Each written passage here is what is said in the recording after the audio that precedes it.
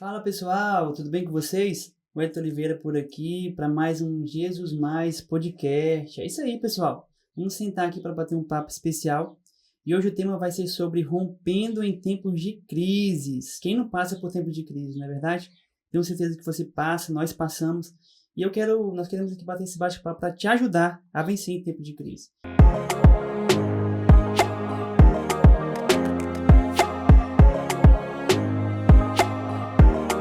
E hoje estou recebendo aqui mais uma vez o nosso amigo, o pastor Davi Moraes. Pastor, obrigado por ter aceitado o convite. Vim mais uma vez aqui bater esse papo com a gente, tá bom? Meu amigo Wellington, que Deus abençoe sua vida, em primeiro lugar.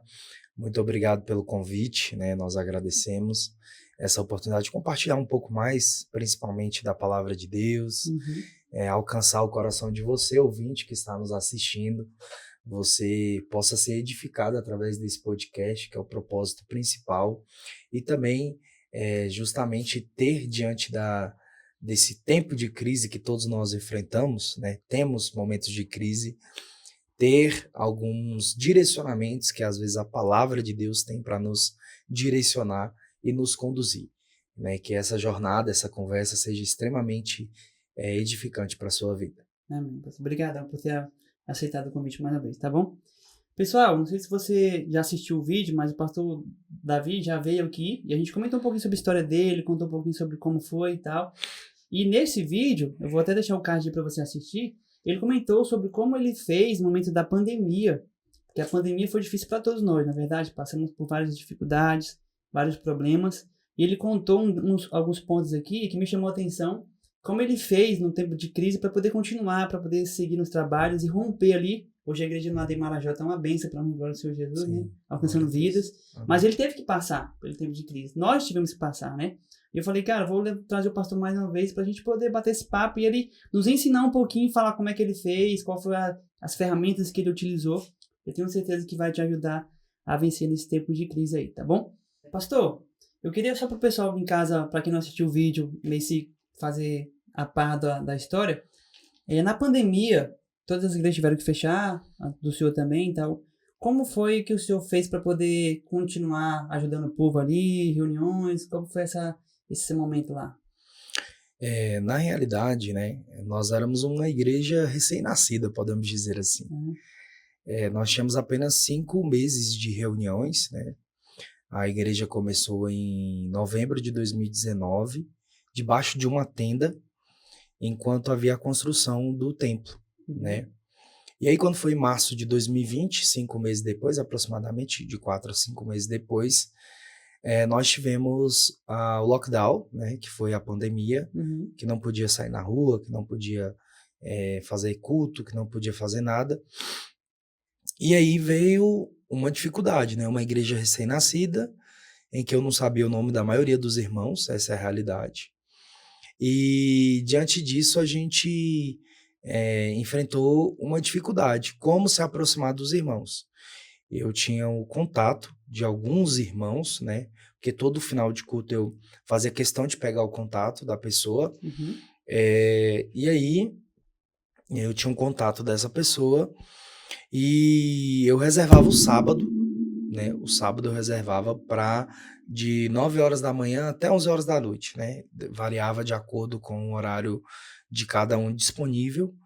E eu fazia uma ligação de vídeo para essa família, orava com ela, dava uma palavra para essa pessoa, e aí a gente continuava a ter um vínculo, né? E convidava para uma live que eu fazia no meu Instagram na época ainda. Eu fazia no meu Instagram no domingo à noite. Aí eu levava algumas pessoas da igreja para poder e tocar, fazer o toque, eu fazia a palavra, era coisa de 40 minutos. E aí a gente fazia a live no meu Instagram, os irmãos participavam, e aí a gente ia continuando esse vínculo até maio, que foi quando nós tivemos a liberação, né, para a realização de culto, e ainda que teve várias limitações, limitação de quantidade de pessoas, limitação de álcool em gel, uso de máscara, distanciamento, e muitas outras coisas, né? Eu me lembro que nessa época eu cheguei a chorar em cima do púlpito várias vezes, porque não podia deixar as pessoas entrarem, né? Porque já tinha alcançado o meu limite. E aí isso me martirizava muito, né? Porque eu tenho certeza que aquela pessoa podia receber uma palavra e acalentar o coração dela. Era um tempo onde as pessoas estavam tendo dificuldades com a sua saúde espiritual, com a sua saúde mental, emocional. Então, a igreja era um socorro, né, para elas. Uhum. Mas, devido às limitações, a gente preferia obedecer, porque se houvesse uma fiscalização, a gente não teria oportunidade de fazer culto. E a gente precisava obedecer à legislação, né? Então, mas foi tenso. Teve dia também que eu, né, já passou, teve dia também que eu liberei acima do limite, porque a gente não é de ferro, né? Autorizou ali? Autorizei e falei, não, deixa entrar, gente. Aí os obreiros, mas e a limitação? Deixa, vamos confiar que Deus está cuidando de nós, né? Mas teve dia também que não permiti, teve gente que foi embora. É interessante porque a crise, pastor, a gente vê que ela chega, né? Ela vai chegar. Independente das fases da nossa vida, a gente pode ter certeza que ela vai chegar e nós temos que saber lidar com elas. Buscar alternativas, igual o senhor falando aqui, o senhor criou uma alternativa que até então, acho que ninguém nunca tinha feito alguma coisa assim, tipo, culto online, não era tão, tipo, videochamada. Acho que essas ferramentas as pessoas não utilizavam tanto, né? É bom que abriu um leque de uma nova oportunidade, Sim. mas nos mostra como nós temos que nos reinventar no tempo de crise, né? Sim, exatamente. A crise, ela vem, né? A gente costuma falar que, na realidade, nós precisamos entender que existe o dia bom e existe o dia mau, né? E nós precisamos estar preparados para o dia mau. O dia mau, ele é o dia da sua crise, a crise que você está enfrentando. A crise que você enfrenta, ela muitas das vezes vem para te pegar de surpresa. A crise que você enfrenta, muitas das vezes, vem para testar a sua resistência. Muitas das vezes a crise vem, inclusive, para fazer com que você se reinvente, né? Eu costumo falar que é nos momentos de crise que o líder surge.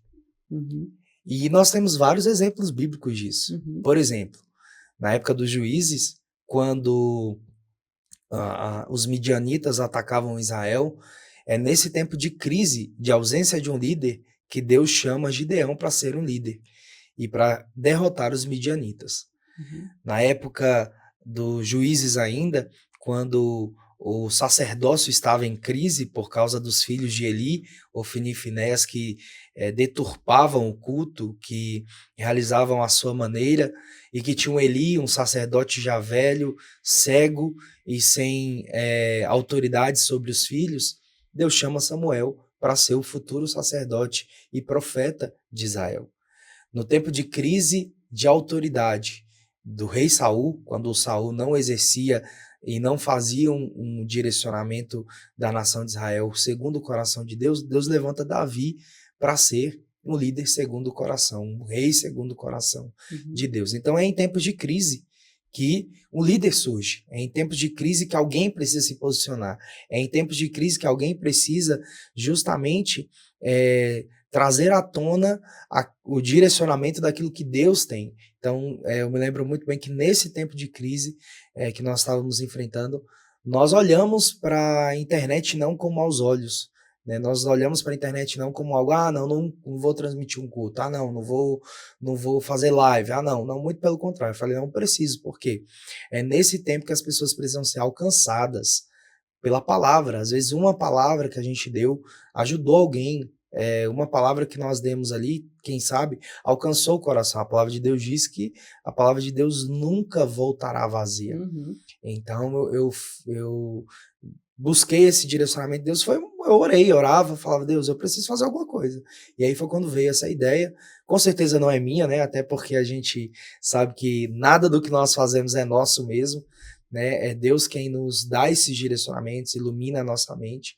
E aí, quando nós recebemos esse direcionamento, a gente foi para a execução já para fazer.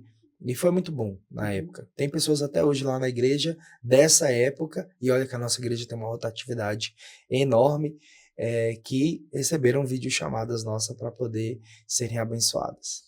É interessante que você falou aí a questão que a crise levanta as pessoas, né? Levanta líder, levanta pessoas para tomar atitude. E muitas vezes eu acredito que a crise também revela quem nós somos e em quem nós estamos firmados. Porque quando nós vamos olhando para a Bíblia, igual o senhor citou vários exemplos aí, Deus levantava pessoas que confiavam nele. Né? Na hora que a gente chega uma crise, que a gente mostra, não, minha confiança está em Deus. Pode acontecer o que acontecer, mas eu permaneço firme, porque a minha confiança está em Deus, e Deus vai dar uma estratégia, Deus vai dar uma saída. Deus sempre tem um escape. Sim.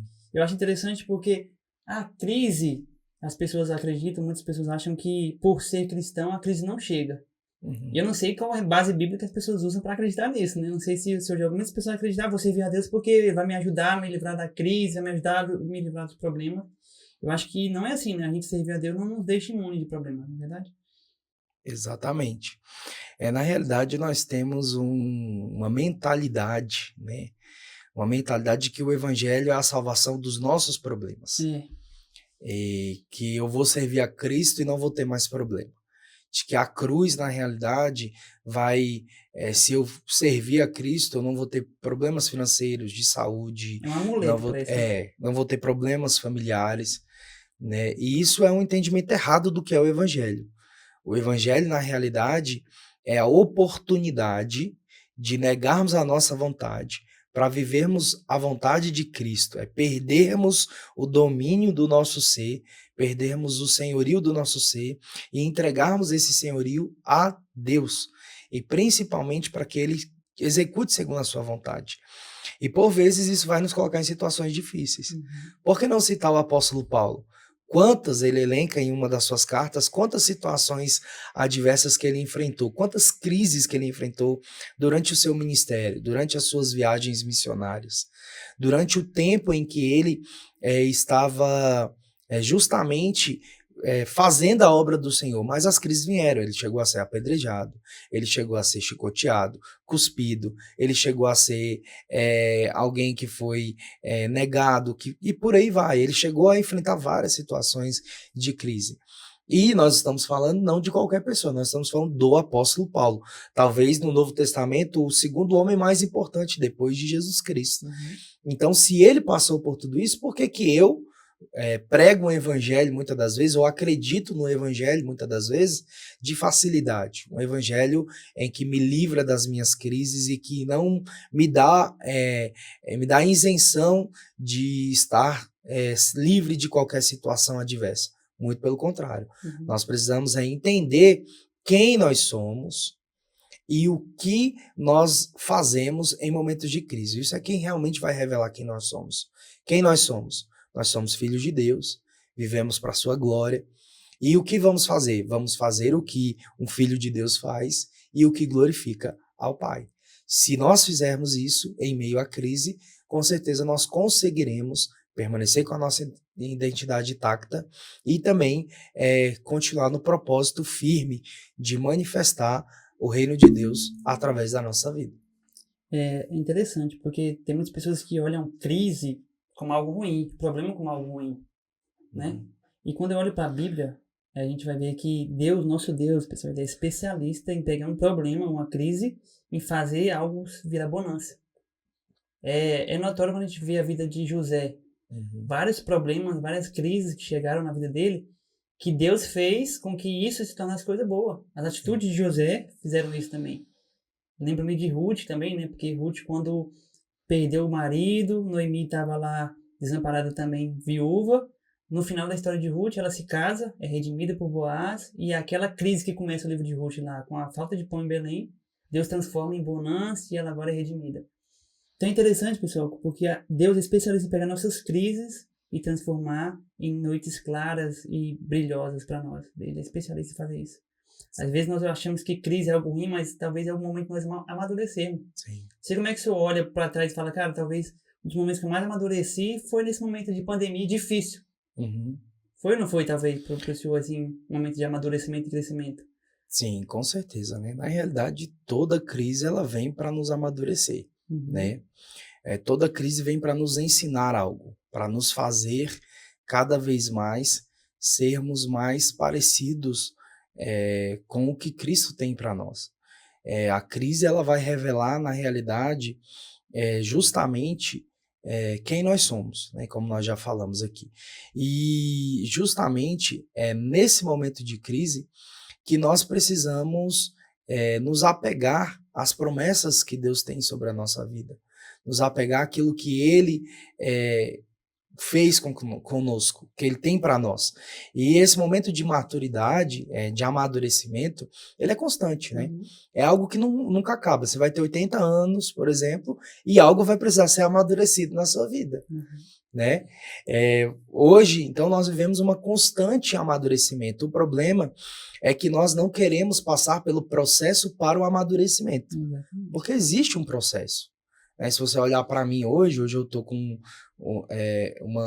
33 anos, eu tenho 18 anos de ministério, eu comecei a pregar com 14 para 15 anos de idade. Se você olhar para mim hoje e olhar para mim há 18 anos atrás, eu estou muito mais maduro.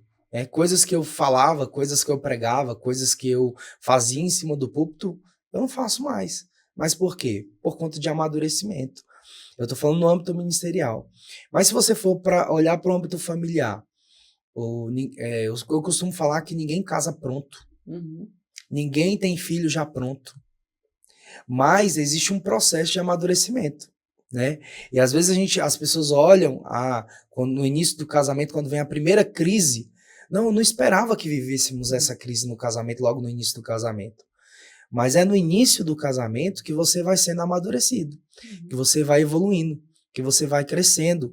E você vai olhando não para você apenas como indivíduo, mas agora você com o seu cônjuge, com a pessoa que você casou, com a pessoa que você ama. E agora você vai entender que o amar não é um sentimento, que o amar, diferentemente de quando você namorava, que você beijava ali, ia cada um para sua casa, e aí não convivia, era uma coisa. Quando você entra para dentro de casa, que você vê a convivência, que você vê as manias, que você vê as dificuldades, que você vê a maneira, aí é ali onde você vai testar realmente o seu amor.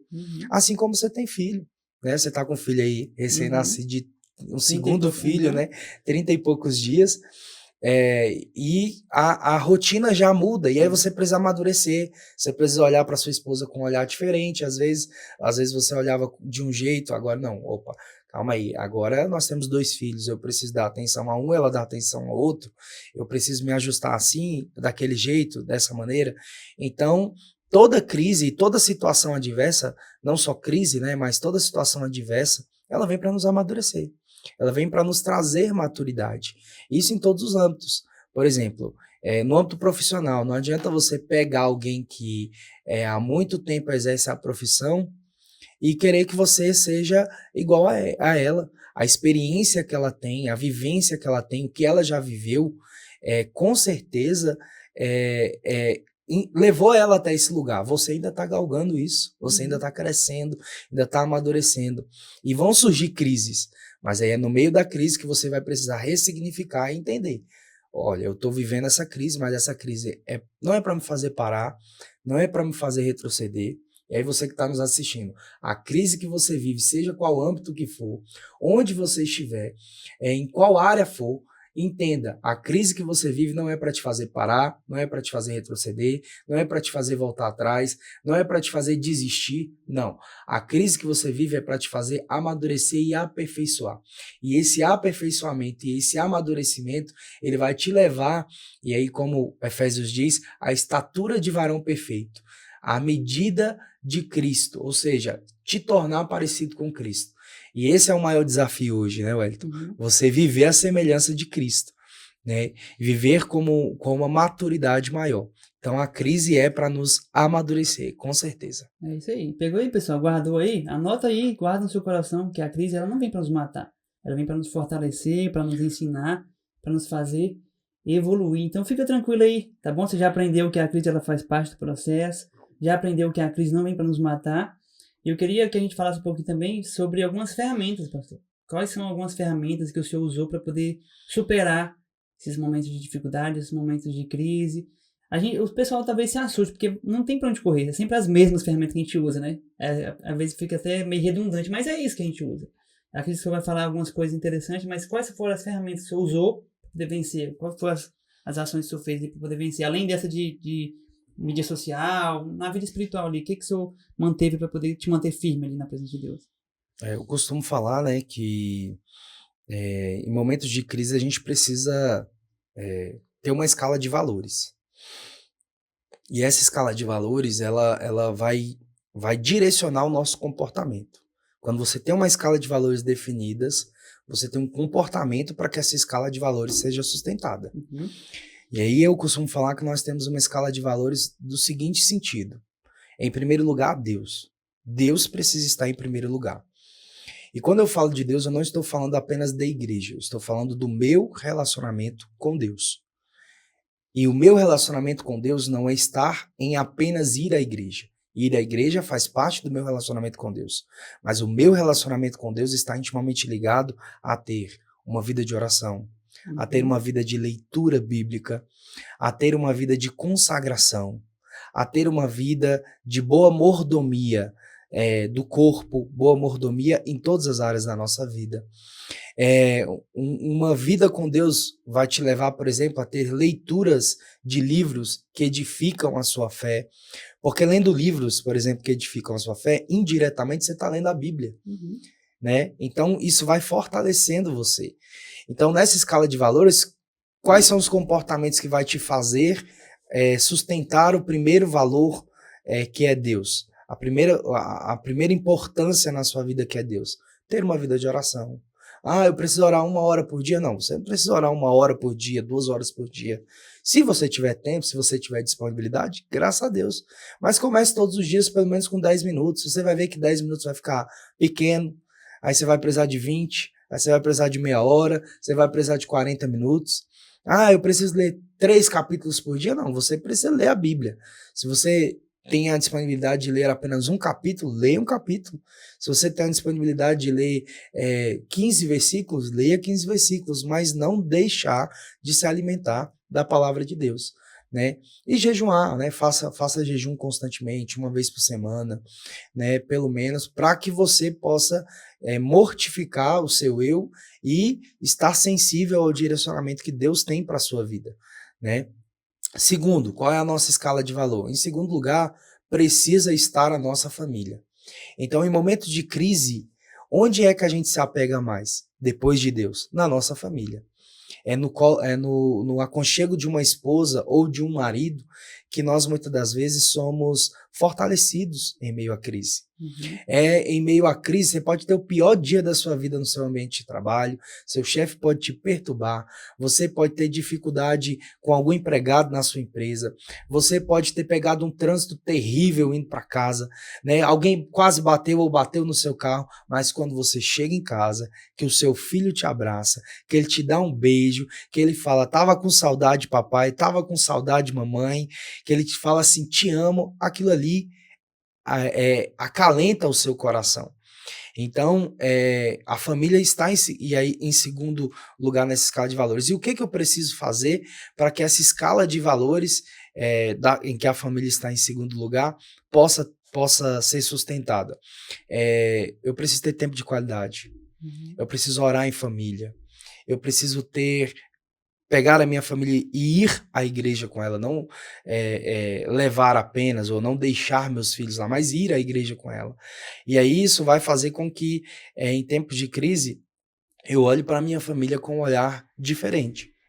Né? Então, assim, nessa escala de valores eu vou citar esses dois, né? E eu gosto de citar também, na escala de valores, vem igreja, no terceiro lugar, e trabalho em quarto lugar.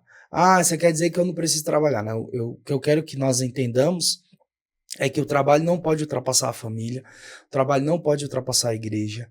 Né? O que a gente mais vê hoje como pastor são pessoas que, não, eu preciso trabalhar, pastor, não conte comigo para a obra. Pastor, estou te entregando meu cargo aqui porque eu estou trabalhando demais. Pastor, toma o meu cargo aqui porque eu vou dedicar-me à minha profissão. E eu sei que é desafiador, eu sou pastor e também tenho a minha profissão, e tenho família, e tenho esposa, e tenho filhos, e tenho igreja para cuidar, né? E tenho o meu relacionamento com Deus. Não é fácil, mas a gente precisa estabelecer uma escala de valores. Né? Nessa escala de valores em que nós colocamos a igreja, nós precisamos estar ativos na igreja. Precisamos ser membros ativos na igreja. Eu tenho certeza que tem crises que você enfrenta e que você encontra a solução quando você senta para conversar com o irmão. Uhum. Aquele irmão vai te dar uma palavra, às vezes, que vai te direcionar em meio a uma crise.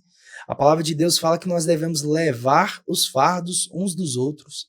A palavra de Deus também diz que nós devemos confessar o nosso pecado uns aos outros, orar uns pelos outros e seremos sarados. Então, esse mandamento recíproco que tem na Bíblia Sagrada, de uns aos outros, você vai ver isso principalmente nas cartas do apóstolo Paulo, vai te fortalecer em meio à crise. Né? É em meio à crise que você vai olhar para alguém em uma conversa, às vezes depois de um culto, às vezes sentado numa cantina, às vezes num gabinete com o pastor, às vezes numa conversa com seu líder, em que você vai receber um acalento para passar por um momento de crise. Então a igreja é sim importante em momento de crise. E trabalho, né? Porque trabalho é o que dá sustento, é o que provê para a nossa casa, é o que gera um senso de propósito, né? E seu trabalho não pode estar ligado apenas a dinheiro, mas a um senso de propósito. Uhum. E aí em meio à crise, né? Foi em meio à crise que muitas empresas também cresceram, né? Avançaram, evoluíram. Por quê? Porque entenderam a dinâmica. Não, isso aqui não é apenas pelo dinheiro, eu vou fazer pelo propósito. A pandemia me travou aqui, mas eu vou encontrar uma outra solução desse jeito, dessa maneira. Então, diante disso, essa escala de valores vai levar a comportamentos que sustentam-nos em meio à crise. Uhum. E aí, pessoal, anotou? Guardando no seu coração? E o pastor citando aí é interessante porque eu estava me lembrando aqui como que a crise, ela para muita gente ou ela impulsiona muita gente, né? A escolha está na atitude que você toma diante dela. Sim. Tem muita gente que desistiu, tem muita gente que parou, mas tem muita gente que se levantou, rompeu, cresceu e evoluiu, né? E é interessante quando nós olhamos para a Bíblia, nós vamos ver que José, todas as pessoas que passaram por crise, elas tinham essa escala de valor que o senhor citou aí. E sempre, em primeiro lugar, estava Deus. Você pode ver que José passava o que passava, mas ele confiava em Deus. No projeto. Confiava em Deus, confiava que Deus estava no projeto, Deus estava no controle. Interessante também que o senhor terminou citando a questão de pessoas nos ajudar. Porque você pode ver, continuando na história de José, Deus guiou José, Deus orientou José, mas foi através do carcereiro lá, do homem que teve o sonho, que voltou para o rei, que lembrou e falou, tem um homem lá no José na prisão que interpreta o sonho, chama ele. Então, através de uma pessoa, Deus interviu na vida de José e ajudou ele a livrar daquela prisão ali. Então é interessante, porque nós temos que aprender isso. Deus age em nosso favor e usa pessoas para nos abençoar. Sim. Às vezes nós achamos que Deus vai descer como um anjo de luz ali, brilhando, e vai resolver nossas causas, mas Deus conta com pessoas. Né? Nós podemos ser pessoas tanto para ser ajudadas, quanto para ajudar uns aos outros. Acho que isso é muito interessante, né? Exatamente. Nós precisamos entender que, e aí é um dos erros principais, e você que está nos assistindo, por favor, não cometa esse erro. Acho que um dos piores erros que se comete em meio à crise é se isolar. E a gente tem enfrentado uma época onde as pessoas preferem se isolar, preferem ficar sozinhas, preferem sofrer sozinhas. E aí o isolamento gera um processo de depressão, que gera um processo de desistência da vida e por aí vai. Então, em meio à crise, a melhor solução não é se isolar.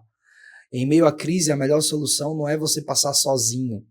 Não é você olhar, às vezes tem pessoas que passam crises sozinhos, casados. A esposa está do lado e você pode contar com ela, o marido está do lado, você pode contar com ele, mas você prefere se isolar sozinho.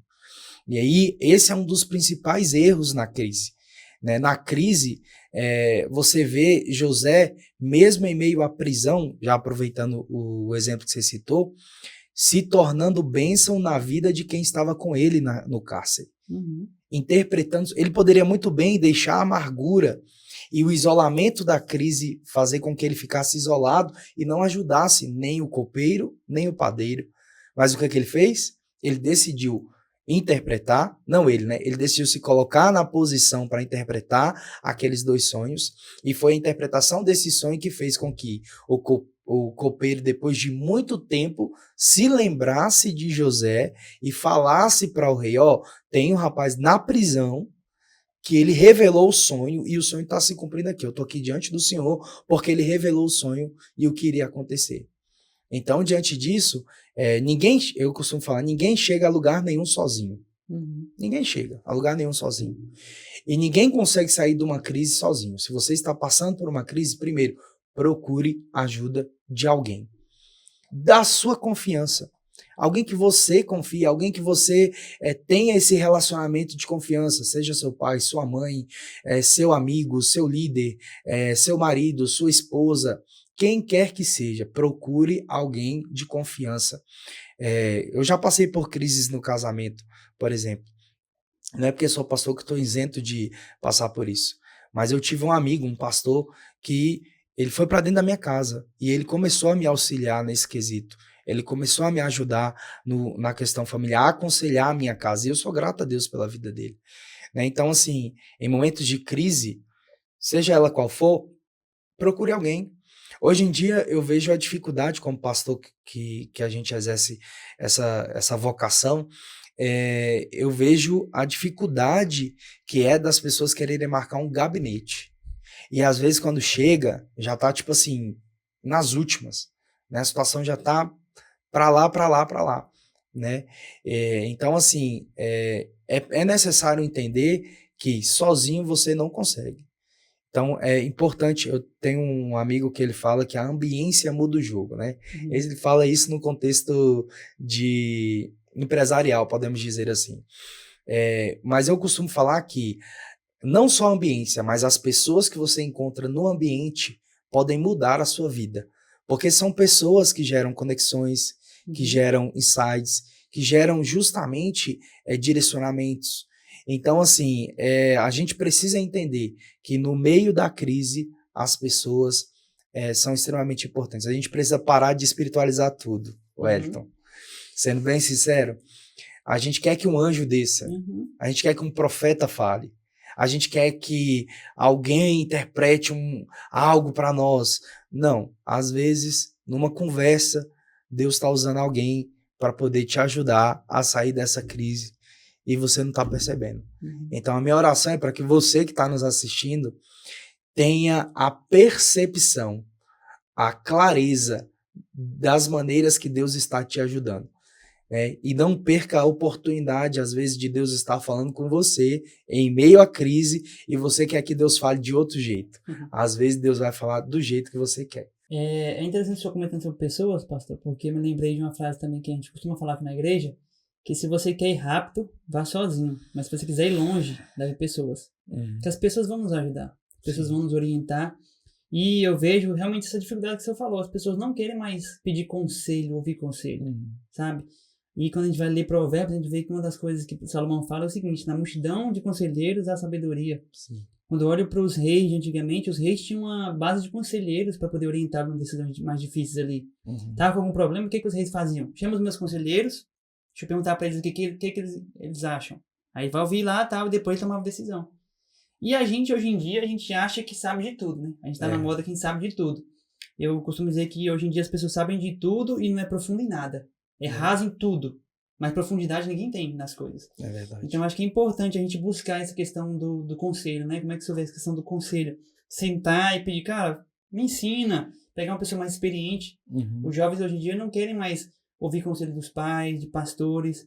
Eu me lembro também de uma época que a gente ia pedir pro pastor para poder, vou namorar com o fulano de tal, vou casar, vou noivar, o que o senhor acha? Vou trabalhar nisso. Não sei como é que é lá na sua igreja, mas aqui hoje em dia parece que tá acabando isso nos cristãos, né? E eu acho que isso é importante, né, pastor? Essa questão de pedir conselhos e orientação, primeiramente para Deus e para pessoas que têm esse respaldo. Também não é para qualquer um, mas pessoas que têm essa maturidade para poder nos aconselhar, né? Eu costumo falar que nós temos duas dificuldades. Primeiro, as pessoas já não procuram conselhos. Elas preferem passar por tudo sozinhas. E cristianismo não é isso, né? Cristianismo é você estar com outras pessoas, é viver a vida de Cristo com outras pessoas. Nunca é viver a vida de Cristo sozinho. Você vai ver Jesus falando na última frase que ele fala antes de subir aos céus, que está em Mateus, vai falar: eis que estou convosco. Ele não falou eis que estou com você. Ele falou eis que estou convosco.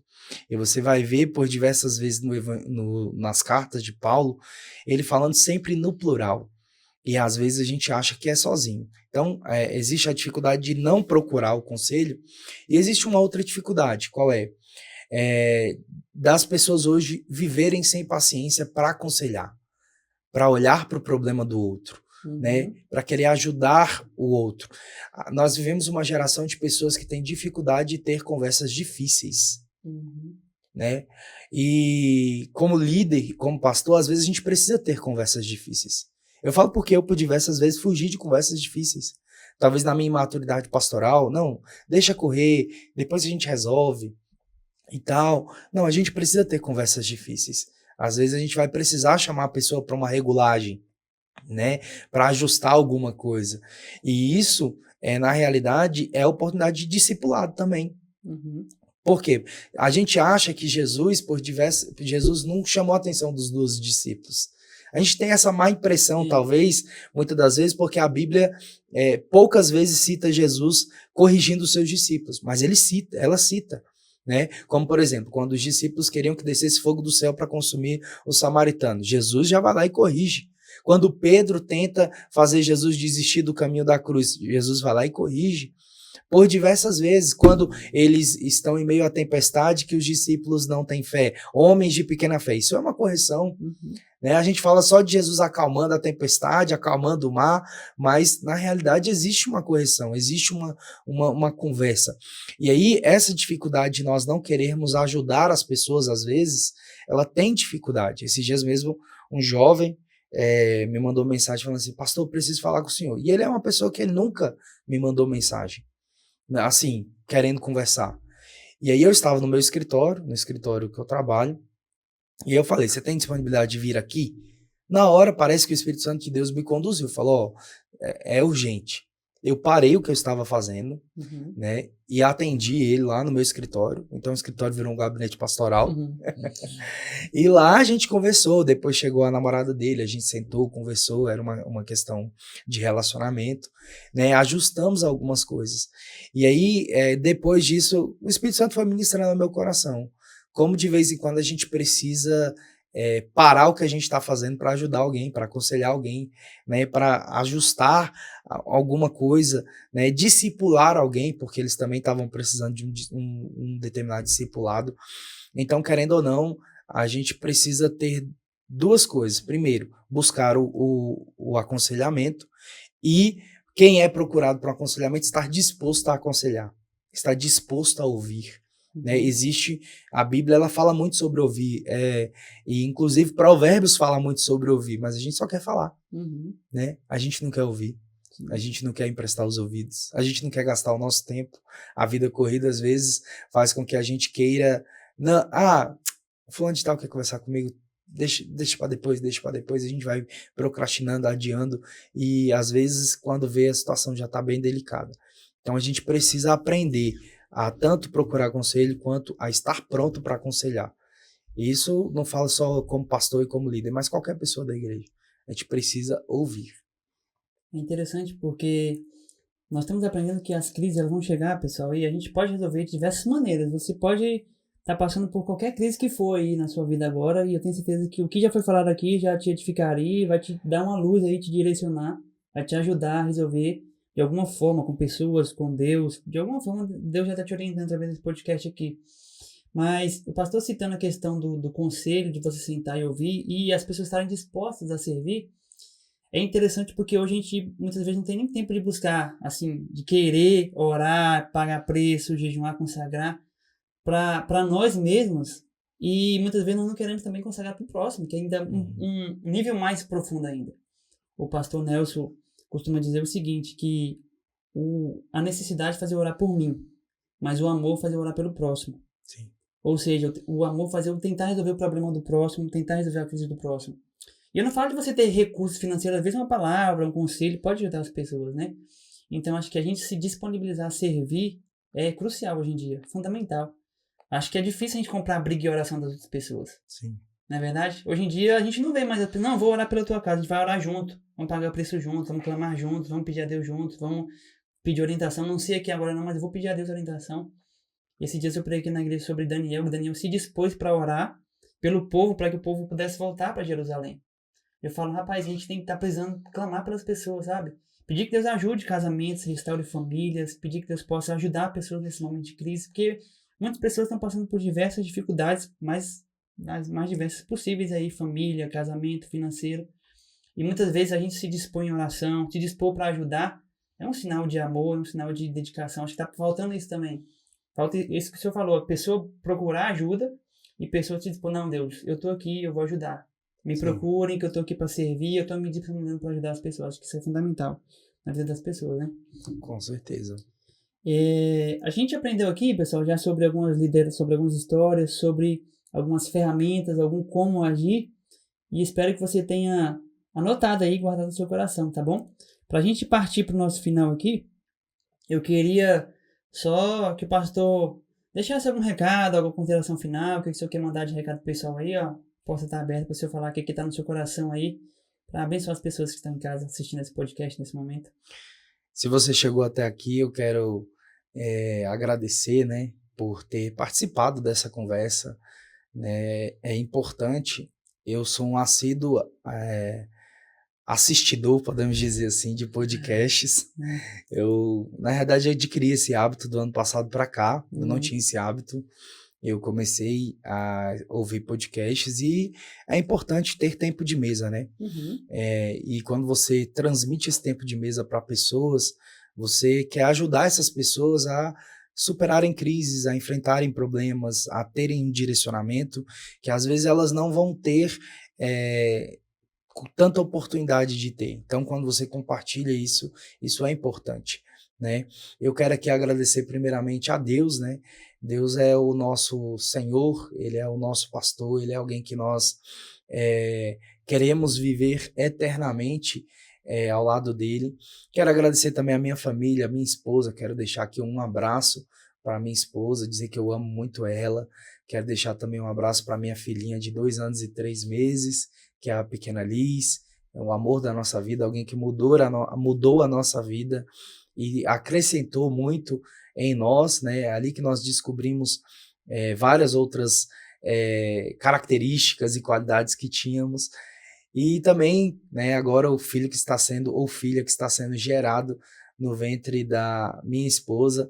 Nós não sabemos ainda o sexo, mas já estamos muito felizes e aguardando ansiosamente por esse momento. E também quero aqui deixar um abraço para a igreja em que pastoreio, em que estou como pastor, AD Marajó. Vocês são especiais para mim, eu amo muito vocês e quero viver grandes coisas ainda com vocês. E também deixar um abraço aqui para todos os nossos ouvintes. No último podcast que eu gravei, eu não mandei um abraço pro meu pai e pra minha mãe. Aí minha mãe assistiu o podcast, aí falou, faltou o meu abraço e o do seu pai. Então vai aqui um abraço pro meu pai e pra minha mãe, pessoas que me ajudaram na construção de caráter, na construção de ministério. Eu amo a vida de vocês, vocês sabem o tanto que vocês são referências para mim, e eu amo vocês demais. Então esse é o nosso abraço. Quero aproveitar e convidar você que principalmente é da região ali do Parque Marajó, para você estar conosco na nossa igreja, ali na quinta-feira às 19h30 e no domingo às 19 horas são os nossos cultos fixos. Então aguardo você lá, vai ser um prazer te receber ali. Pastor, nós agradecemos aqui mais uma vez a oportunidade por ter abrindo mão do seu tempo nessa manhã para vir conversar com a gente aí, que Deus possa abençoar a sua casa, sua família, seu ministério, sua igreja lá, que Deus possa dar força, continuar dando energia para vencer as crises, vencer as dificuldades, que a gente com certeza enfrentaremos algumas mais para frente, né? Faz parte do processo. Deus possa continuar abençoando a sua vida, seu ministério, a nova chegada aí do filho ou filha que está vindo por aí, que Deus abençoe, tá bom? Ficamos felizes por ter recebido aqui nesse podcast, tá bom? Obrigadão, pastor. Obrigado, meu querido, que Deus abençoe. Amém. E você que tá aí, pessoal, obrigado por você ter assistido até agora, tá bom? Espero que tenha te edificado, tenha te ajudado. E se você gostou, compartilha. Manda para mais pessoas aí, talvez tenha alguém precisando de uma palavra, talvez tenha alguém passando por um momento de crise, passando por um momento de dificuldade. E você, talvez não tenha palavra para falar, mas pode mandar esse podcast para alguém, manda aí, para que ela possa assistir também e ser edificada. Se você também quer deixar o parabéns para o nosso pastor, quer deixar algum comentário, deixa aqui um comentário para nós. Nós queremos te ouvir, saber como é que você tá, para que nós possamos interagir e conversar, tá bom? Deixe sua curtida também aqui, vai nos ajudar para o YouTube divulgar para mais pessoas e nós continuarmos aqui levando a palavra do Senhor, tá bom, pessoal? Espero ter edificado. Compartilhe aí, curta e seja abençoado cada vez mais. Deus abençoe sua casa, sua família e o seu ministério, tá bom, pessoal? Guarde tudo isso no seu coração e não se esqueça, você pode ter sempre mais de Jesus.